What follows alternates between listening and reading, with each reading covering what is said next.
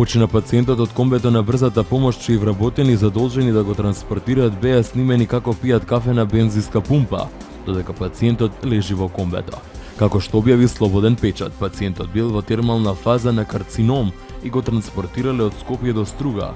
Починал неколку дена по транспортот. Снимката од бензинската пумпа е направена на 14 август. Министерот за здравство изјави дека ќе го разгледа случајот, за кој беше информиран од новинарка.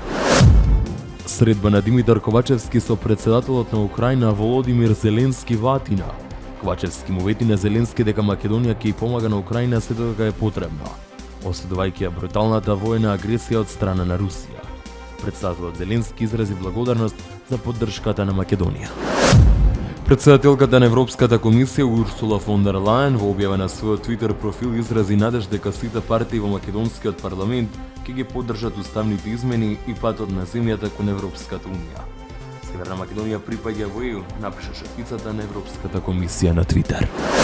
За затворање на платежна сметка која се користи подолго од 6 месеци или за одржување на неактивните сметки, банките и штедилниците не смеат да им наплатуваат надоместоци на граѓаните и на фирмите, велат од Народна банка. Граѓаните и фирмите за поплака или совет може да се обратат до Дирекцијата за финансиска едукација и заштита на потрошувачите.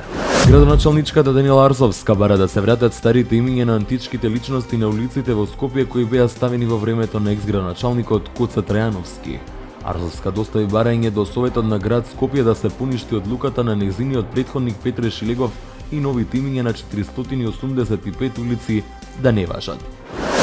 Утре 23 август се одбележува денот на единицата за брзо распоредување. Утрешните целодневни активности ќе започнат во 9 часот и 30 минути во кругот на СВР Куманово со откривање на спомен обележје на полициските службеници кои го положија својот живот за почитување на уставот, законот, мирот и безбедноста на државата.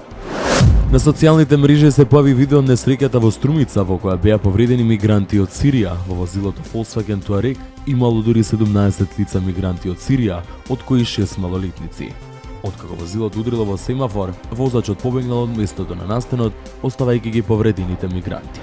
Кај скопскиот плоштад Скендербек денеска предпладне се запали возило кое изгаснато со интервенција на противпожарните екипи. Сопатникот на возилото марка Ford Zamia изјавил дека автомобилот се запалил додека тој бил внатре во возилото. Не знам како се запали, почнат хубата да гори, јас излегов брзо од возилото, кажал собственикот. Градоначалникот на Москва Сергеј Собјанин изјави дека руската армија рано утринава соборила 2 борбени беспилотни летала западно од главниот град на Русија.